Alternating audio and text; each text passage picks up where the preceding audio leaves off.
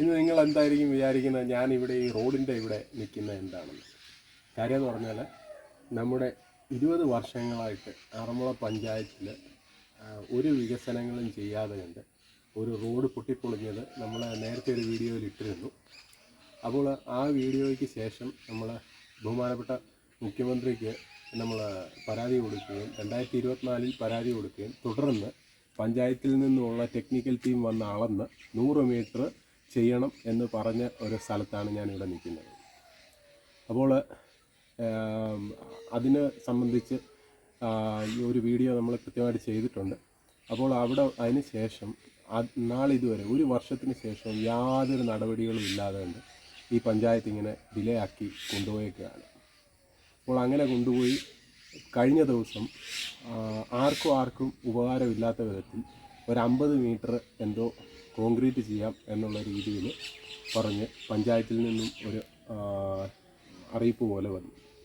അപ്പോൾ ഈ 51 മീറ്റർ ചെയ്ത പൂർവാധികം ശക്തി വെള്ളം കെട്ടി നിൽക്കുകയും തുടർന്ന് അതുവഴി ആർക്കും പോകാൻ പറ്റാത്ത ഒരു സാഹചര്യം ഉണ്ടാവുകയും ചെയ്യും. അപ്പോൾ നിങ്ങൾ ഇത് കാണുക. കുട്ടികൾ വള്ളവും മറ്റും ഉണ്ടാക്കിയാണ് ഇപ്പോൾ ആ റോഡിൽ കളിക്കുകയും മറ്റും ചെയ്യുന്നത് നിങ്ങൾ കാണുന്നത്. ഇതുപോലത്തെ ഒരു അവസ്ഥയിൽ ഒരു പഞ്ചായത്ത് ഒന്നും ചെയ്യാതെ കണ്ട് നോക്കി നിൽക്കുകയാണ്. വർഷങ്ങളായിട്ട് 20 വർഷങ്ങളോളൊക്കെ ശേഷവും ഇവർ മിണ്ടാതെ മൗനം പാലിക്കുകയാണ്. മുഖ്യമന്ത്രിയുടെ പരാതി തുടർന്ന് ടെക്നിക്കൽ ടീം വന്നതിന് ശേഷം മാത്രമാണ് ഇവർ ഇതിനകത്ത് നടപടിയുമായിട്ട് മുന്നോട്ട് പോകാൻ തീരുമാനിച്ചത്. ഇപ്പോൾ പറയുന്നത് ഗ്രാമസഭയിലൂടെയാണ്. ആരായിക്കോട്ടെ, ഗ്രാമസഭ തീരുമാനിച്ചെങ്കിൽ തീരുമാനിച്ചോട്ടെ. തീരുമാനിച്ചാലും ഇത് 2ാം ഘട്ടം എന്നുള്ളത് 100 മീറ്റർ ചെയ്യാനുള്ളതിൽ ഇവരെ ഇത് വെട്ടിക്കുറച്ച് ആൾക്കാരുടെ മുന്നിൽ കണ്ണിൽ പൊടിയിട്ട് വെറും 51 മീറ്റർ ആക്കിക്കൊണ്ട് ആളുകളെയെല്ലാം മണ്ടന്മാരാക്കി വീണ്ടും ആ റോഡ് നശിപ്പിക്കുവാനുള്ള ശ്രമത്തിലാണ് ഇവർ മുന്നോട്ട് പോയിക്കൊണ്ടിരിക്കുന്നത്. അപ്പോൾ ഇതുമൂലം മാരക രോഗങ്ങളും മറ്റുള്ള അടിയന്തര അവസ്ഥകളും ഈ പ്രദേശത്തെ ആളുകൾക്ക് ഉണ്ടാകാൻ 100% സാധ്യതയുണ്ട്.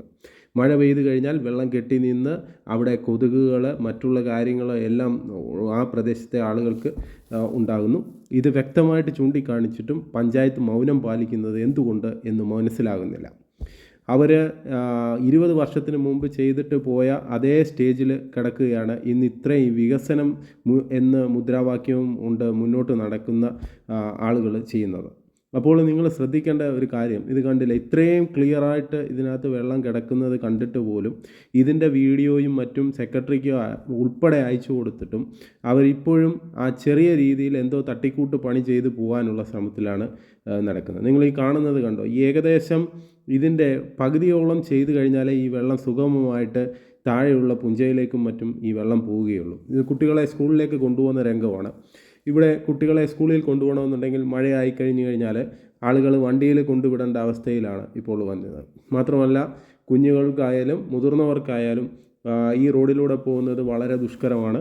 ചില അവസരങ്ങളിൽ മറിഞ്ഞു വീഴുക ഉള്ള സാധ്യതയും ഉണ്ട്. നിങ്ങൾ കാണാം, വ്യക്തമായിട്ട് കാണാം ഈ വെള്ളം കിടക്കുന്നത്. പുഴ പോലെ തന്നെയാണ് ആ റോഡ് പോകുന്നത്. അപ്പോൾ ഇത്രയും അടിയന്തര അവസ്ഥയിൽ പോലും ഒരു സഹായവും ചെയ്യാത്ത പഞ്ചായത്ത് ഇത്രയും വീഡിയോകളും കാര്യങ്ങളും പോയപ്പോൾ ഇന്നലെ ഒന്ന് വന്ന് മെമ്പർ എന്ന് പറഞ്ഞ ആൾ ഇന്നലെയാണ് വന്ന് ഈ കാര്യങ്ങളൊക്കെ നോക്കിയിട്ട് പുള്ളി ഇപ്പോഴാണ് ഇത് അറിഞ്ഞത് എന്നുള്ള രീതിയിലാണ് സംസാരവും മറ്റും. നിങ്ങൾക്ക് എന്ത് തോന്നുന്നു? അഭിപ്രായം കമൻറ്റ് ചെയ്യൂ. ഇങ്ങനെയുള്ള റോഡുകളുണ്ടെന്നുണ്ടെങ്കിൽ നിങ്ങളെല്ലാവരും ഒന്ന് കമൻറ്റ് ചെയ്യൂ. ഈ പറഞ്ഞതുപോലെ ഇങ്ങനെ ഈ ഒരു വീഡിയോ മാക്സിമം എല്ലാവരിലും എത്തിക്കൂ. അതിലൂടെ ഇതിലെന്തെങ്കിലും ഒരു നടപടി ഉണ്ടാകട്ടെ എന്ന് പ്രതീക്ഷിക്കുന്നു. അപ്പോൾ എല്ലാവരും വീഡിയോ ഇഷ്ടമായിട്ടുണ്ടെങ്കിൽ ലൈക്ക് ചെയ്യുക, ഷെയർ ചെയ്യുക, കമൻറ്റ് ചെയ്യുക.